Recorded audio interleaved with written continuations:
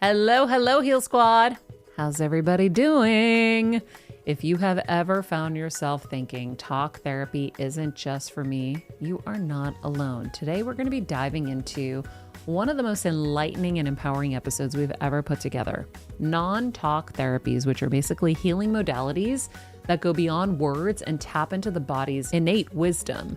We are going to explore transformative approaches like reflexology, somatic therapy, which helps release trauma stored in the body, journaling, and EMDR therapy, which is a powerful tool for processing and desensitizing traumatic memories. I've done it and loved it. These therapies offer alternative pathways to healing, especially for those who might find verbal expression challenging or daunting. Throughout this episode, we are going to be sharing insights from experts and real-life stories that illuminate how these therapies can foster personal growth and healing. So if you've ever been curious about these modalities, this episode is packed with so much information to guide you on your journey. But first, our quote of the day: "We are not born powerless. We are born bold and loud and fearless and daring. Powerlessness is learned.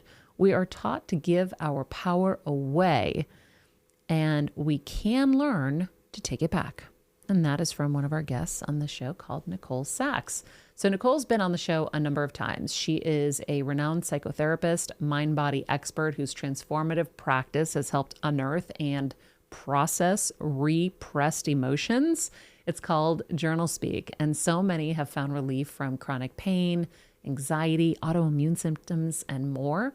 So let's listen to Nicole break down how JournalSpeak works and how you can start your own practice. And what I teach people is to slow down, to understand this process, and then to have the tools to unearth the reservoir safely so that the nervous system sees there isn't something that's going to kill you at your office. It's uncomfortable, but uncomfortable does not equal unsafe. And when we can live in the discomfort, we can understand how to transform it. Okay. But what about the rationalization of, there are a lot of robberies. I'm scared. What if I'm going to get robbed? How do you get somebody out of that state? So think of it like we're going to do some foundational work, and that is going to fix the home. So if there were problems in the pipes underneath your house and it was causing all sorts of problems, you might have issues going on in your house, but you got to fix the pipes before you are going to really be able to live comfortably in that home. So that's why we go into the reservoir. That's why JournalSpeak and all the things I teach about in Mind Your Body and in things I've been talking about on your show for years with Kevin all those years ago when we talked about this at first with chronic pain. When you can go into the reservoir and understand what has been down there, what has been triggering it, you can handle your day-to-day life. We have to live in this world. We have to live with danger and threat, and we need our intuition to keep us safe. You need to be careful. I was in New York last week. New York is my home. I love New York. But when I'm walking on the street and in New York, my eyes are in the back of my head. My eyes are all around me. My mom told me when I was 22 and I moved there, never let anyone get close enough to touch you if you are in a place where you don't feel like you're safe. So I do that. So, we need that. So it's not to take that away, and it's not to erase the family stuff where someone's sick and you're worried about them. But when you don't have this overflowing reservoir of stuff that is continuing to threaten the nervous system, you can handle those day-to-day things. You can handle them without pain, and you can handle them without crippling anxiety and fatigue. Wow. Okay, so how do you clean out the pipes? Yes. Well, first thing I want to say is that my work is sort of a three-pronged approach. So yes, there's the work to do, and I want to explain it to you. But it's also the other factors are important. So the three facets are believe, do the work, and patience and kindness for yourself. And they are equally important, like three legs of a stool. Without one of the legs, it won't stand. Under the umbrella of believe it's a paradigm shift. So if you think that your problem is the migraine, or if you think that your problem is your husband's illness, or if you think the problem is there are burglaries in the neighborhood, you will never be able to transform your nervous system because those things are problems. So it's like you'll have a lot of logic and you won't make progress. Yeah, that's when like we rationalize because it Yes. makes sense. Exactly. There are And lots of robberies. My husband does have low blood sugar attacks. My kid is being bullied. There are realities. But what you're saying is really fascinating. It's like it's whatever the junk is that we've carried into this situation that is making us even maybe cling to that as the excuse too, probably, right? To maybe divert the attention to that rather than what's in the pipes. Does that make any sense? 100%. No, you just gave me chills because that is exactly what I'm talking about. The diversion is the worry and the diversion is the back pain. The diversion is the thing that our nervous system thinks we can handle because at least we can control it. We can make choices. We can have conversations. And that is all true. But if we don't get to what's underneath and pushing it up out of our control, we will never be able to solve our problems. So it's like the foundation of us not feeling safe. Yes. And you never feel safe. When this reservoir is overflowing, you can never feel safe. And that's why so many people walk around and they're like, everything is like regular in my life. Everything is somewhat fine.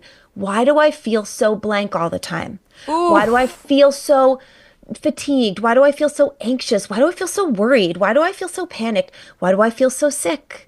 Whatever it is, they don't understand because it's the underneath that's pushing the other stuff up. Oh my God. This is kind of unbelievable. I know. It's crazy when you start to get it because it is life-changing in the most insane way when you watch how it affects people's physical and emotional health. It's wild. So I teach a tool called JournalSpeak. It's not regular journaling. And I love regular journaling, but it is really actually an exercise rather than a practice. And it is a 20-minute, unabashed, impolite, sort of the rant of the 5-year-old inside of all of us, the inner child, the way you might express yourself if nobody was listening, because nobody is. It is for you. It's a private conversation. And if you could have no judgment, if you could be as angry as you needed to be, as pathetic and needy as you needed to be, as vulnerable as you needed to be, because you don't want anyone necessarily to see these parts of you. Oh, all of it sounds good already.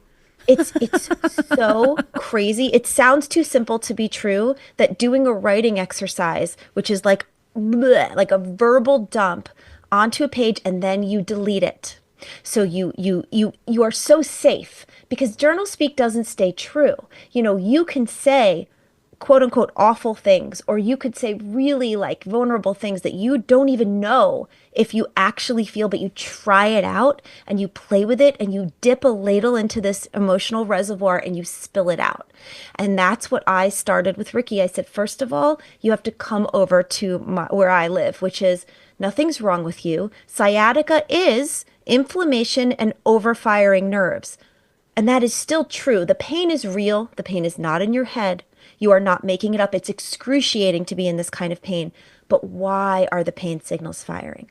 And what I help people understand is to take a deep dive into the brain science in the book, including scientific studies out of Harvard. I mean, these are places that are really studying this stuff to understand that your inflammation and your nerves and your pain signals are real, but they're coming from a misfiring nervous system. So that was the first thing Ricky really needed to understand, that like it feels physical, but nothing was actually physically wrong with her. It was just these pain signals were firing. And then she did the journal speak to unearth it, to put a ladle in the reservoir and dump it out. Do you have to write it down? Just question. Do you have to write it down, or could you speak it out to like the woods? You know, that's an excellent question, Maria, and one I've actually considered a lot. Here's what I'll say. If you are really a person listening to this today where you are struggling with a chronic condition, like it's owning you, you think about it every day, start with the practice of writing it down, because it's, and you don't have to handwrite it. You can handwrite it or type it or get on your phone. Yeah, I hate writing.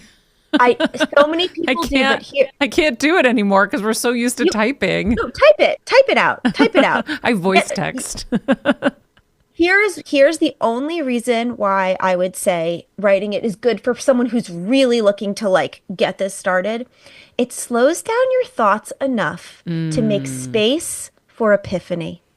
We think and think and think and think, and we play our tapes and we know what we think. But when you write something down, sometimes you're in the middle of a sentence and you're writing, and I'm really tired. This is such a drag. And you stop and you go, it's not just a drag. Actually, I'm enraged. I am enraged because blah, blah, blah, blah. And you start getting to something that you might not get if you were just thinking it. But you did say speaking, and here's what I will say. There are times where I have a long car ride and I feel it in my body. I just don't feel good. I feel off, or I'm getting a bit of a headache, or my back is aching. And I will speak it as long as it's totally private, a car, a shower, an empty house, a path in the woods. Slowly and mindfully, I will speak it. This is what happened. I was walking down the road and this person did this and this happened, and I start talking like a court reporter. I start with just naming what's going on. And then as the feelings arise, I take that bunny trail. So it's possible to speak it or to speak it into your phone. I do like when people write it. And especially if you say you hate writing, anything that is a huge point of resistance, that's where the healing lives. Yeah. Why is it creating such a barrier? It's life happens for us, right? Mm-hmm. Why do we hate things? Because we hate things because they're calling us. They're saying, do you want to grow and change? You are speaking to me because I have had a pain in my lower left, like right where your hip bone is. Mm-hmm. Oh, yeah. I think it's like your QL or something they say it or whatever. I can't roll this thing out enough. I can't stretch it enough. I can't Epsom salt bath it enough. I can't do anything enough. And I never, ever considered that there was some emotional tie creating that pain until you just said that. Well, let's actually talk about that because that's a perfect example to help people understand what's going on here. I think when we use the word emotional, people can find their way to dismissing it, right? Oh God, what are you like? This is hippie woo-woo therapy talk, something's emotional in my body. But when you think of it as brain science, when you understand that fight or flight has kept our species alive since the dawn of early woe-man, then you understand that this is happening now to you. So for whatever reason, the hip is the place that it's settled in. And you've tried all the other things, you've rolled it, I don't know if you've had injections or whatever, but people try all sorts of things for any sort of like trigger point kind of pain. What you have to understand is that as soon as the nervous system finds something that works, it will keep you there because the distraction is seen as protector. The distraction is seen as something that's keeping you from something worse. Oftentimes in my work, I think hip pain has to do with fear of moving forward, fear of whatever is next, fear of the uncertainty of possibility. I have had that same hip pain. I know that one. And when you can slow down, understand the brain science, and then say, screw it, I'm just going to try this.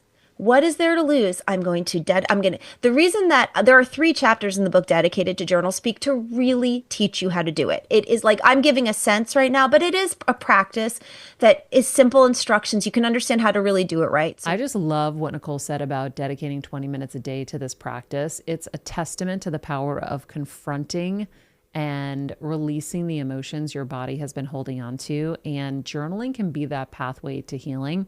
I really loved when I did it, and I've been starting to replace Instagram scrolling on the bathroom toilet and doing some journal speak in my notes folder of my iPhone. Just a little tip, guys, hot tip. Anyway, I also want to introduce you to another practice called EMDR therapy. So that's eye movement desensitization. I recently had on the show Hannah Brown, who told me that she also did this form of therapy.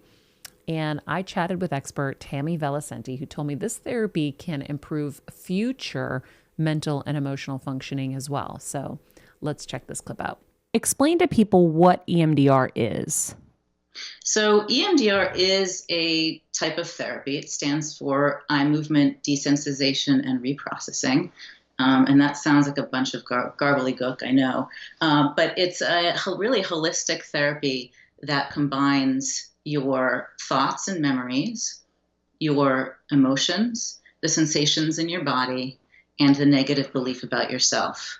That combined with a bilateral stimulation. Back when EMDR was first discovered by Francine Shapiro, she discovered that when she moved her eyes back and forth, that the material that she was thinking about became less disturbing. Later on, we know it's any bilateral stimulation. So tapping back and forth, sounds in your tones in your ears back and forth, vibrations back and forth in your hands, or eye movements back and forth. And so what does that do? Well, it's interesting. We don't know a lot about the brain to know exactly what it does, but we do know that when we're in REM sleep, we are also moving our eyes back and forth. It really heightens processing, and it helps ground the material. So that's why they call it REM, rapid eye movement, right? Exactly. Oh, duh. And that's when we're dreaming and processing material and storing it away. Huh. So when you think about trauma's not stored like typical memory. Oftentimes it's not stored at all. It's why people say, I'll ask you, I'll experience something traumatic. Yes, and I'm experiencing it every day. So is it just kind of floating on top of everything? Exactly. That's a perfect way to say it. Exactly. Wow. And then EMDR therapy, by connecting it to emotions, sensations in your body, negative beliefs, it helps to ground and store that information. Wow. Mm-hmm. Mm-hmm. So what is a typical session like a first session with someone? First session is like any other first therapy session. Really history taking. A lot of people will ask, so what are the issues? What's the presenting problem? I'm actually not interested in the presenting problem at all. I know it sounds a little strange, but I want my eye on the prize. I want to manifest our goals and start doing that as soon as possible. So my first question, or the most important question in the first session, is how do we know when we're done with our work here? What's different? What feels different? What's different about what you're experiencing in the world, in your body? So in the first session, yes, history, goals, some education about EMDR. And then second session, we may be talking about resource installation. We may do a safe place exercise, which helps you get used to the EMDR process. So we would target a safe place with all of the positive emotions and the positive sensations in your body. And it would look like a typical EMDR session with the bilateral stimulation and with the processing, but with a focus on the positive. And once the person is resourced, and that may take a few sessions or it may just be one session depending on the individual, then we get into the processing of more difficult material, really what you came there for. Are you using different versions of the bilateral movement for different people? Or are you just using the eye movement? Are you using tapping on sides or ear sounds?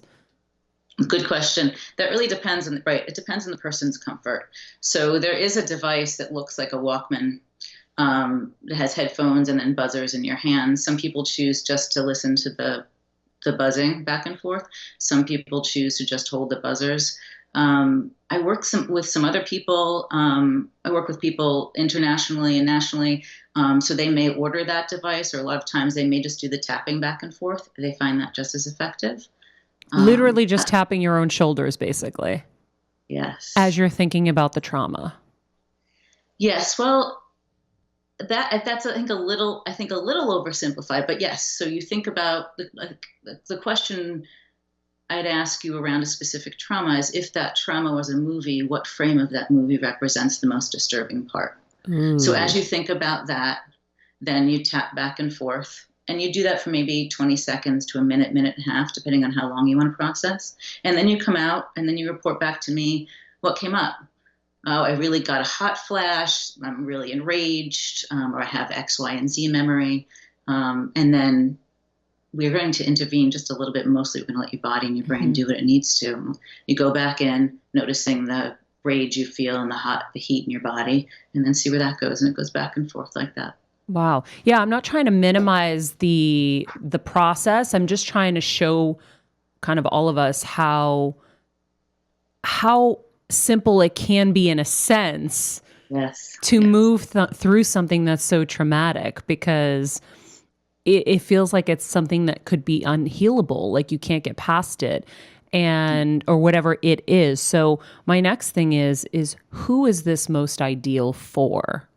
Great question. So I'd say most people it works for. We've been talking a little bit about trauma, but it works for a whole host of other things. So let's say, for example, you reached out and said, well, I've been dealing with these real negative feelings about my mother. Whenever I'm on the phone with her, I can't stand her. She comes to visit. I can't wait till she leaves. Okay. EMDR will be really helpful in that case as well. So we might target an incident that you've had over the last couple of years where you were with your mom or you had a phone call and you got all these feelings and sensations. So we just follow that through the session, and don't you know it? It goes back to when you were a child, let's say, and maybe you were a latchkey kid and you felt alone and not seen. And we process a lot of that, and that will have the impact in your current relationship. Wow. So right. So even in relational therapy, all of that may be stored as history, maybe playing out in your current relationship. You don't know where it's coming from, but it's really little Maria that's reacting. Yeah. You know what I'm saying? Yeah, totally. Well, because I'm trying to figure out, I mean, I know that from my research, rape victims, sexual assault, returning soldiers with PTSD, but, there are so many of us, everyone's in pain. Everyone has some level of suffering, whether it's your mom was diagnosed with brain cancer, that's a trauma, right? Absolutely. Or whether you've lived in fear because you felt unsafe as a child and that has built up. And, I'm seeing it so clearly now, literally like a covering, because it shades everything you do in your life. I love Tammy, and I love how she gave us a deeper understanding of EMDR and outlined how her approach to show us the benefits of getting to the underlying causes of distress rather than just addressing the symptoms and how that works. So I love EMDR. I've done it and it's been very powerful for me, and I'm about to start more. I take breaks from things, but I want to shift gears right now because my friend Gabby Piccarilli, she is the brilliant mind behind regenerative pathway therapy, or RPT, which uses principles of reflexology. So she applies pressure to specific points on the feet or hands with these specific little nails to release scrunched up emotional stress that often manifests as physical discomfort or even conditions like Bell's palsy. So listen to this. If we don't understand how and why these neural pathways are being formed through a thought that is constant, that keeps going in the background, we cannot break the cycle. And through this work, I first address the physical ailments. So RPT Health, first of all, has eight areas, I would say, to help kind of digest what I do. The first thing is I look at the physical body. So what is happening physically, right? Do you have an ailment? Do you have a pain? Do you have a dis-ease in your body? That's the first indicator. It's not where I start really, but people come to me because something has happened. Very few people come for preventative reasons. Very few, less than 1%. The second thing is, what are you feeding your body from the standpoint of diet and nutrition? So how is that nutrition being absorbed? How's it being broken down? How is it reacting to the chemistry of your body? The third thing is, are you moving your body? Because if we are electrical beings, electrical systems, how are we moving this body to support this particular system that we have, that we've been given? And we are, by the way, also unique, that I would never ever say everybody needs CrossFit, everybody needs Pilates, everybody needs, I don't know, whatever it is. Like, there are certain movements that, yes, are very good to incorporate. However, there's so much more when I recommend a plan to somebody that, again, it's very tailored to what your body needs in this moment. The fourth thing is the external environment. So is there something in your home, for example, in your office, that is affecting your central nervous system? So could it be the plugins, the Glad plugins that you have, or the smells, or the direction of your bed that you sleep in at night, or how the light comes in the morning. Maybe it's too bright for you. Like all of these little things that affect how your brain is triggered. And these are all on the external. Then there's the internal environment. So this is like really where I get juiced up, because this is all the emotional stuff. This is all the thoughts, all of the things that are ruminating under the surface that really, I'll just tell you this, but it's the first thing I look at, really. Yeah. It's the most important thing. If we don't change our thoughts, we cannot change anything else. And then finally, it's our rituals and our community. So how can we keep up what I have directed you or what I've shown you? Because I'm just an operator in this whole thing. It's never me. It's always what I receive as a message. And then I try to transmit in a way that you find it achievable, digestible, that you understand why, and also how you put it into practice, that you can keep up with this. Because I think it was Mel Robbins that you had on the show not too long ago, but she was saying, like, if you stack your habits, right? So you, for example, in the morning, have your coffee, but put next to your coffee a journal, right? So now you're like, you know that the coffee makes you feel good. It's one of your morning rituals. Why not just jot something down? I do the exact same thing.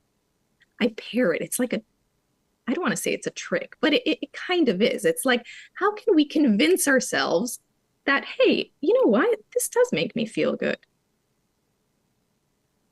So that's, in a big nutshell, that's RPT health. But going back to perhaps how I really approach a neurological situation, which I'd say 95% of my my patients come to me with something neurological, because the word got out that, wow, she can help my Bell's palsy, or I had a paralysis in my face or my arm or my leg, or my back is paralyzed and I can't move. And these are things that are, I mean, incurable in the regular system, I'd say, or they take, years to perhaps get some relief with the help of some kind of pharmaceutical drugs. I don't use any pharmaceutical drugs. I simply turn to our body's own ability to help and cure and regenerate the nerves that are damaged. Wow, regenerate the nerves that are damaged. That sounds like an impossibility. So let's talk the Clavi therapy, because that was the therapy that I initially did when I first met you, and we worked together in Miami while I was at the Super Bowl. And I was like, well, this is interesting. So tell me how you came to that and how you incorporate that into RPT. So initially, after I got better, I studied reflexology very deeply with the lady who actually healed me. And I always want to mention her and give her credit, because she's the one who really transformed my life. Like, she was the exact person that needed to come in to be the messenger for me. And I am forever grateful to her for allowing me the opportunity to do this work, and for being such an incredible teacher. She is, I mean, in the world of reflexology in Europe, because I traveled to Poland to learn this therapy from her, she is like the guru of reflexology. And sometimes, actually, on a side note, when I travel around and I see, ooh, reflexology, I'll stop in there, because my feet like crave the feeling of an incredible session. And I'm always let down, because I'm just like, oh, it's not exactly what, Gabby? I don't feel like, at least stateside here, I don't feel like there's a lot of reflexology. I'm in LA. I've asked every practitioner I know, do you know someone? They're like, no. Nobody knows anybody who does it. During COVID, actually, I started teaching online, because although I was still working a lot during COVID, actually maybe more than how I normally was, but I also decided, like, people are at home now, they have time, and you require nothing but your own two hands and maybe a little bit of castor oil or any oil. It doesn't even matter. You don't even need to have that. As long as you have two hands, you're set. You can help your family. So I started teaching online as part of a way to give back and to kind of help, the world at that time.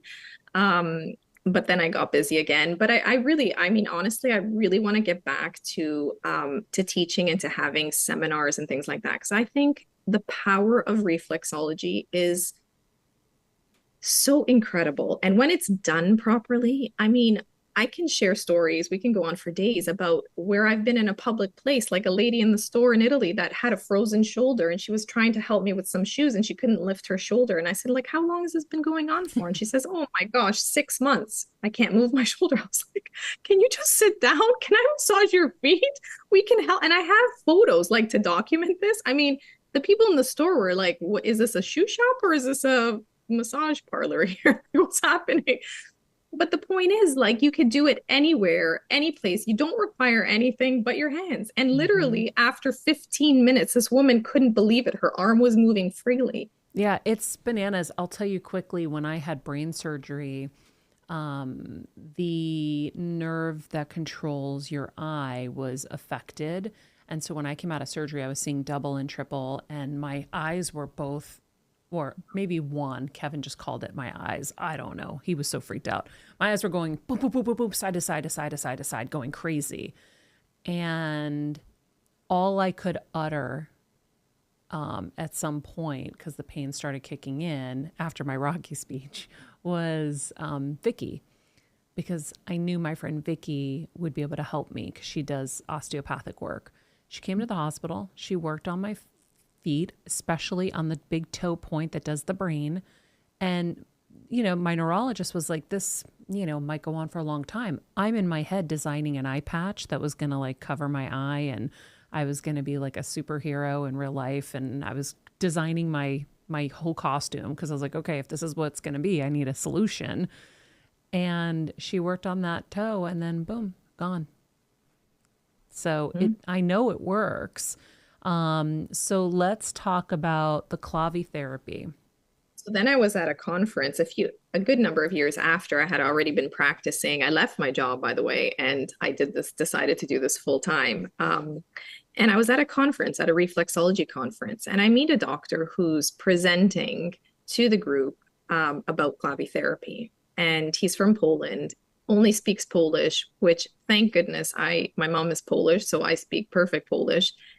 And I went up to him because I said, like, nobody here is Polish. Do you have a translator? He says, yeah, they hired me a translator. And I said, okay, that's good. Well, if you need me to step in, I'm happy to translate. Even though he was like, you know, a neurologist. I mean, how would I know certain terms? It'd be impossible for me, but I'm up for anything. So later on, he says, I want you to come up to my room. I want to explain in more detail how you can incorporate this into your practice.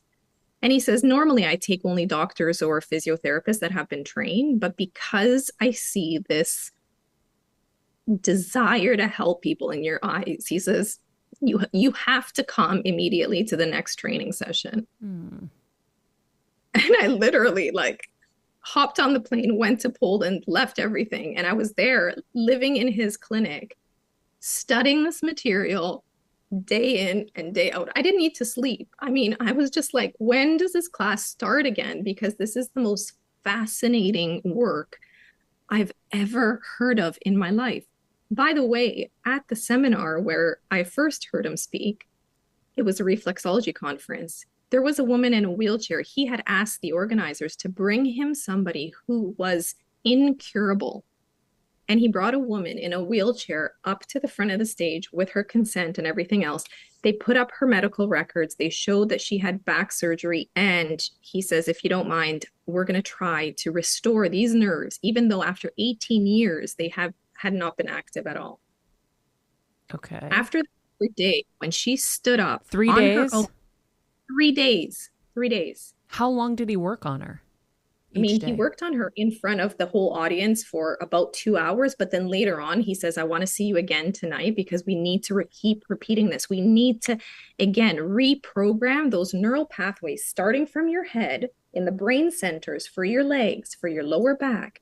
And we need to reprogram this to give the signal back to the limbs that they are fine. There is nothing wrong. We can regenerate the myelin sheet that surrounds the nerve, that protects the signal. In 3 days? 3 days. So she got up out of the wheelchair? She got up out of the wheelchair after the third day and she took 3 steps before totally breaking down emotionally. I am filled with goosebumps just thinking about every time I think about the moment. It was like something I don't know if I'll ever experience something like that again in my life, but it was unbelievable. And when she stood up, she walked, they put a chair behind her, obviously, to support her, but she sat down and she says, keep going. This is going to help me walk. She was in that moment. She had so much conviction that was her destiny. That was her path. And so, I mean, I lost contact with her now, but from the last that I heard, she walks and she's totally fine. Wow. And I said to myself, this is tremendous. This is actually, nobody will believe me if I say this to somebody. Like, Gabby's the best. She is an amazing human who is just so pure, and she's really been on a mission to help people. And I love that. Finally, I want to introduce you to Bob Parsons. So he is a Vietnam vet, billionaire entrepreneur, and someone who found profound healing through an unconventional path that you're starting to hear more about. I know it's called, it's a psychedelic therapy for PTSD, like mushrooms and LSD. So I'm not suggesting you dive headfirst into psychedelics, but Bob's story really sheds light on these alternative therapies and under professional guidance, how they can help process deep-seated traumas. He had real incredible benefits from it. And who knows, you might too. So let's jump into this one. Now, after I came home, there was a lot of changes in me that weren't so good. I had a flash temper. I had didn't want to be around people. Didn't want to go anywhere. I was depressed.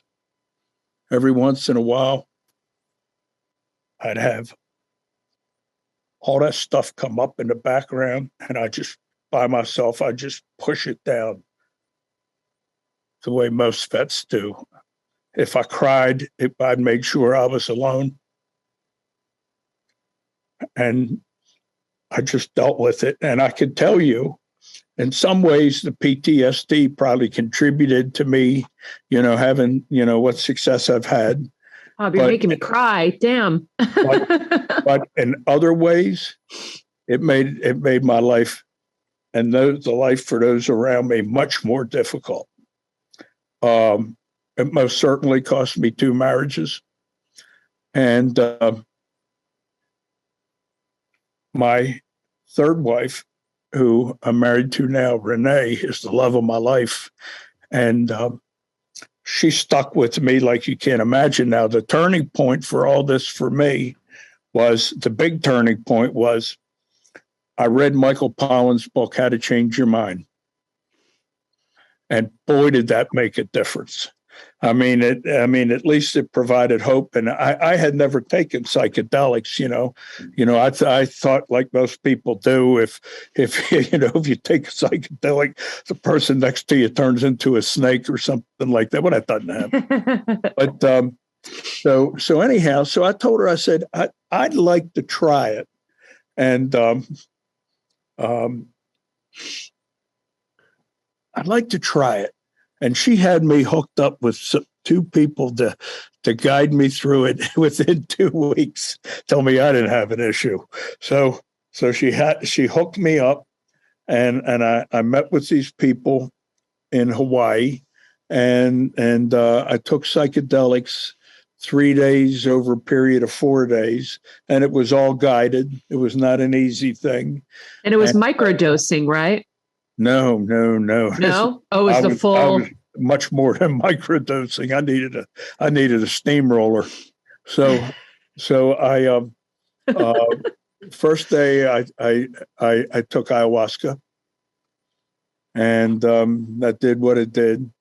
The next day, and I have this constitution that psychedelics, they work, but they don't affect me and in hallucinations, all the stuff like they do other people, right? And I don't know why, but that's just the way it is. So my guide fixed this pot of tea made of psilocybin, and he said, "I made it very strong, so you'll just need 1 cup."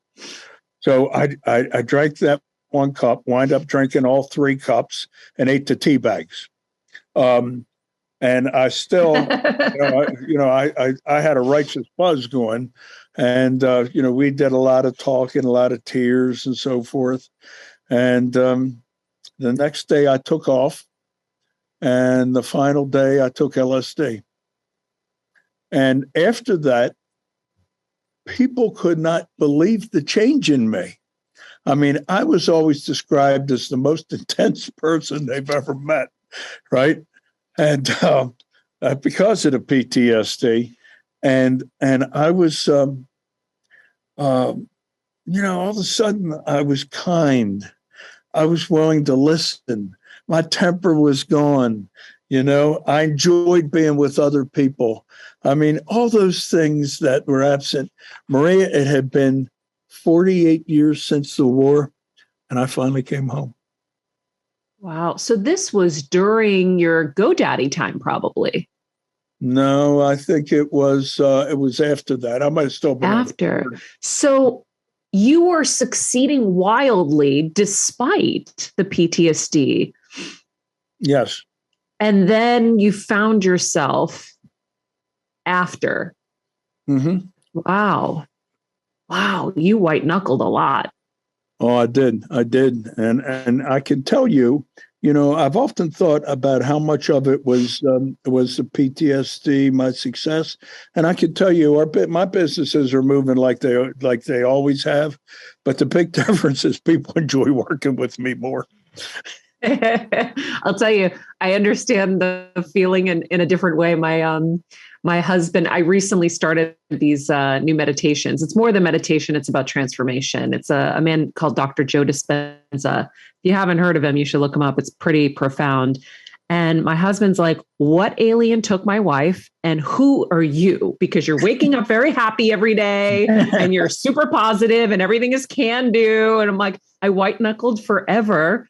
And now I feel so free and so good. Everyone finds their thing or finds their way. But I understand that kind of feeling. Feels good. Well, I help now is I help a number of veterans when I'm aware that they have an issue. And I do it now using all the legal remedies that are available. And some work pretty well. The one that what? Well, one of them is an SGB block, a stellar ganglion block, where, PTSD is primarily centered around the amygdala in the front of your brain. And people that have PTSD, they tend to, when they're in a stressful situation, they tend to release far more adrenaline than somebody that doesn't. And epinephrine and cortisol is the thing our body uses to slow it down.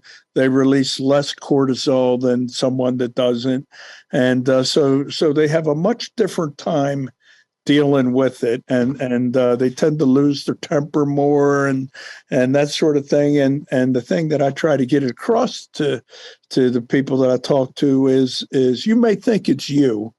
And it is physically you, but you're not throwing the switches here. You got to get this handled, and then you'll be who you should be. Okay, so what the stellar ganglion block does is knowing that the amygdala communicates to the body through the stellar ganglion nerves in the neck. Doctors will take and use like the big brother of lidocaine and use an ultrasound. They inject it in the neck next to the stellar ganglion nerves, and it numbs the nerves. And when it does, the amygdala goes offline. And when it goes offline, a couple things happen. First, usually they get a droopy right eye. They talk like a pirate, right? And that sort of thing. And then a couple of hours later, when the anesthetic wears off, the amygdala reconnects and it reboots. And it reboots and many times close to the way it should be. And the difference for people doing that is profound because they're feeling the way they should be without PTSD. How long does it take to get that result? 10 minutes. Wow. And, see, here's the thing. I know that, a lot of times for most of us, matter of fact, I'd say for all of us, life in itself is stressful.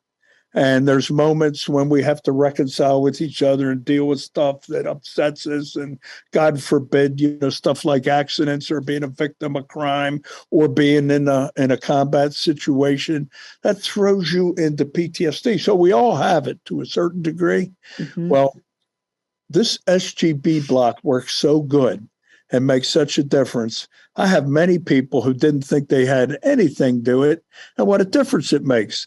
They lose their temper less at work. They're easier to work with. They have better ideas. So the majority of my staff has all had it done. Okay, so I loved this episode of Heal Squad. I love when we get the chance to talk about the unique pathways to healing that go beyond traditional medicine.